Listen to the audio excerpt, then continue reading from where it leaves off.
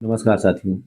पिछले कुछ समय से जिस हिसाब से लगातार पैनिक सेलिंग हो रहा है, लोगों के बीच डर का माहौल है। बाजार का फंडामेंटल में कोई चेंजेस नहीं आया है, वो एज इट इज स्ट्रांग है, सिल्वर, गोल्ड और इंडिया में निफ्टी। लेकिन सेलिंग लगातार जारी है। उसके पीछे क्या क्या कारण है? अगर आप एक आम निवेशक हैं तो आपका यहाँ पे क्या स्ट्रेटेजी होना चाहिए जिससे शॉर्ट टर्म और लॉन्ग टर्म में आपके पोर्टफोलियो में ग्रोथ देखने को मिले? इसके बारे में स्टेप बाय स्टेप डिटेल में बात करेंगे। वीडियो को लाइक करें, शेयर करें और सब्सक्राइब करें। ईरान, अमेरिका और इसराइल के बीच में जो वॉर चल रहा है उसमें अब एस्केलेशन आता हुआ दिखाई दे रहा है, क्योंकि ट्रंप ने कहा है कि अब वो और खतरनाक तरीके से अटैक करेंगे। और जिस तरह से ट्रंप ने वेनेजुला के ऑयल पे कब्जा किया था और वहाँ के नेचुरल रिसोर्सेज पे कब्जा किया था, अब उनके बयान के हिसाब से उन्होंने ईरान के भी क्रूड ऑयल पे कब्जा करना शुरू कर दिया है। वहाँ के शिप को उन्होंने कंट्रोल करना शुरू किया है। तो आने वाले टाइम में क्रूड ऑयल में और भी तेजी आ सकती है, डॉलर इंडेक्स और भी मजबूत हो सकता है, जिसके कारण सिल्वर, गोल्ड में और भी ज़्यादा प्रेशर देखने को मिल सकता है साथियों। लेकिन ये लॉन्ग टर्म में सस्टेन नहीं कर पाएगा, क्योंकि जब जो मैं आपको अब बताने जा रहा हूँ बहुत ही इम्पॉर्टेंट है। नंबर वन, यूएस का जो महंगाई का डेटा है वो डबल हो गया है। जो आज के 3 महीने पहले 2.4% के आसपास था, वो अब 4.2 के ऊपर चला गया है। तो आने वाले टाइम में वहाँ पे उनके इकोनॉमी में काफ़ी प्रेशर है। हालांकि वहाँ पे जॉब का स्ट्रॉन्ग डेटा आने के बाद में वहाँ ये हल्की सी ये दिखाई दी थी कि वहाँ का जो जीडीपी है उसमें इंक्रीमेंट होगा, साथ के साथ उनका इकोनॉमी भी ग्रो करेगा। लेकिन अब आने वाले टाइम में उनके पास और भी ज़्यादा प्रेशर है, क्योंकि जिस तरह से ईरान भी लगातार रिटेलिएट कर रहा है, तो अमेरिका को ये पता चल गया है कि उसको चाइना का मेजर सपोर्ट मिल रहा है, रसिया को का भी सपोर्ट मिल रहा है। इसके चलते ट्रंप ने जो चीन की 3 सबसे बड़ी कंपनी है उनको यूएस में बैन कर दिया। बीवाईडी को बैन कर दिया, अलीबाबा को बैन कर दिया, और जो चाइना का गूगल है बाइडू, इसको बैन कर दिया। ट्रंप ने ये कहा है, अमेरिका का जो स्टेटमेंट आया है, कि ये तीनों कंपनीज चाइना गवर्नमेंट के लिए काम कर रहे थे, एज अ खुफिया एजेंसी आप मान बोल सकते हो, या जो भी उनका इन्वॉल्वमेंट रहा है, ये कहते हुए उन्होंने बैन कर दिया, जिससे चाइना को बड़ा झटका लगा है। अब यहाँ पर अगर चाइना कोई कदम उठाते हुए जो नेचुरल रिसोर्स हैं या एसेंशियल कमोडिटीज हैं, रिस्ट्रिक्टेड आइटम है जिसमें सिल्वर भी शामिल है, अगर वहाँ पर उसको वो कंट्रोल करता है और सप्लाई स्लो डाउन करता है, तो यूएस को इसका भारी नुकसान होगा और प्राइजेज में एस्केलेशन आ जाएगा।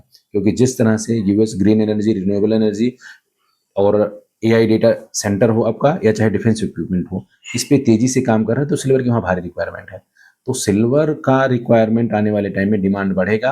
हालांकि वॉर और जो डॉलर स्ट्रांग हो रहा है उसके कारण अभी प्रेशर में है, लॉन्ग टर्म में अभी ये स्ट्रांग है।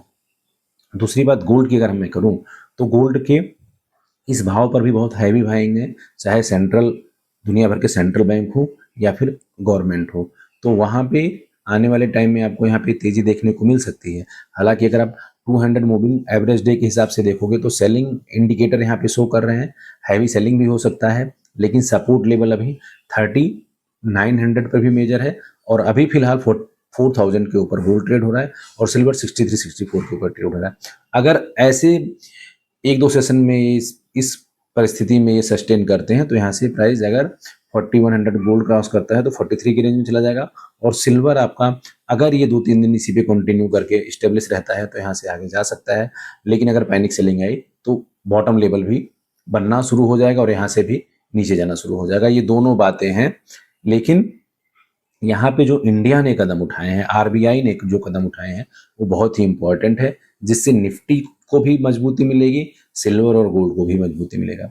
साथियों, आरबीआई ने ईसीबी में बहुत बड़ा चेंजेस किया है। एक्सटर्नल करेंसी जो बोरोइंग है, जो विदेश से डॉलर इंडिया में आता है, फॉरेन करेंसी आता है, उसमें तमाम मेजर चेंजेस किए हैं।